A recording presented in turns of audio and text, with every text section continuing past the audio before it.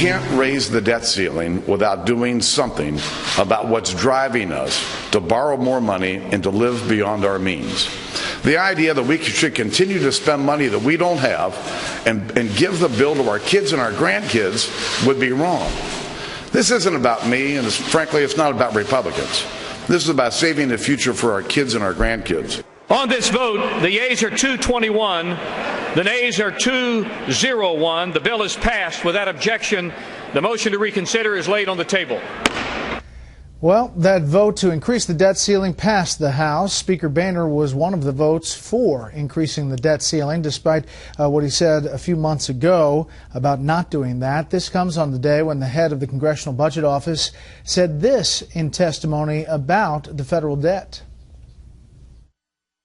We estimate that federal debt held by the public will equal 74% of GDP at the end of this year, and under current law will reach 79% in 2024.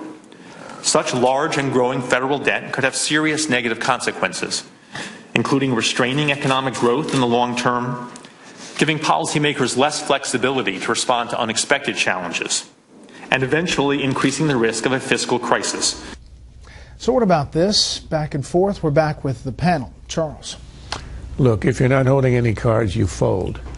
And Boehner held no cards. I think they made a mistake. I think there was an opportunity to actually push a single issue, and that is the bailout of the insurance companies. There are a couple of provisions in Obamacare which will subsidize, bail out the insurers. But not to interrupt, but how could they have any leverage if they couldn't even get military pensions?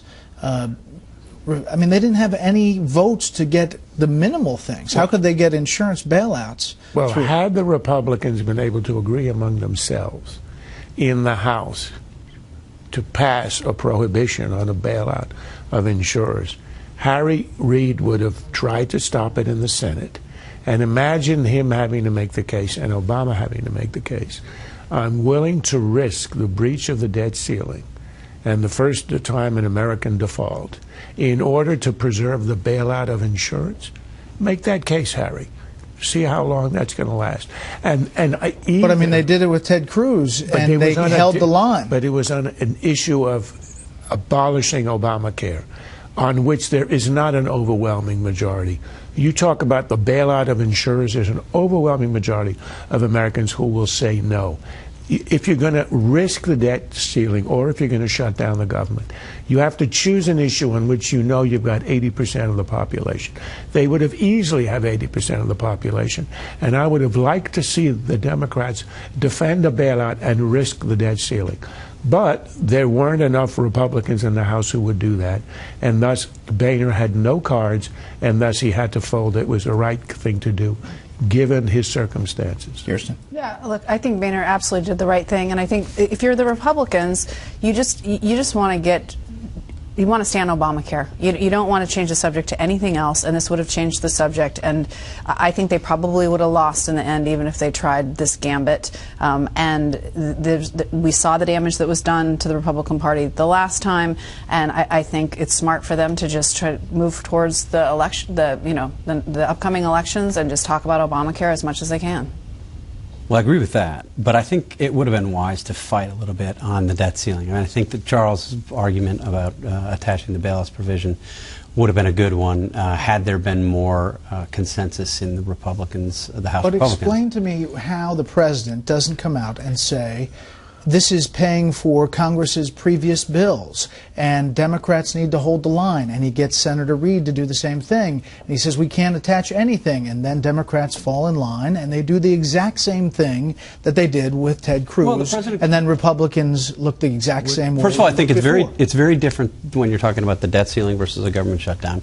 Secondly, I mean, this is something that the president would end up having to defend, and there is, I think, considerable value, if you're a Republican, in making the president defend not only raising the debt ceiling, but doing so by defending, in effect, the bailouts, the insurance company bailouts, or the proposed insurance company bailouts. The other thing they could have done, had they been a little more nimble, is attach an indefinite suspension of the employer mandate. I mean, this is something the president... Of the individual. Well, individual would be one thing, but the employer mandate. The president made the argument yesterday, we can't do this. We have to change this. But he has a lot of conservatives. Why didn't they?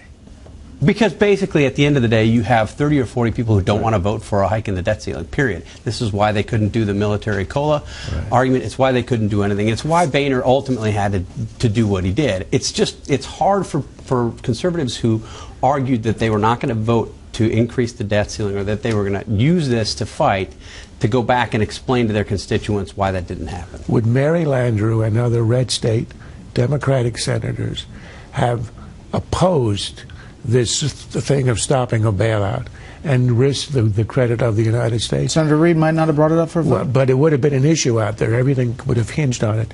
She would have had to express herself, and I don't think she would have supported Reid or the president.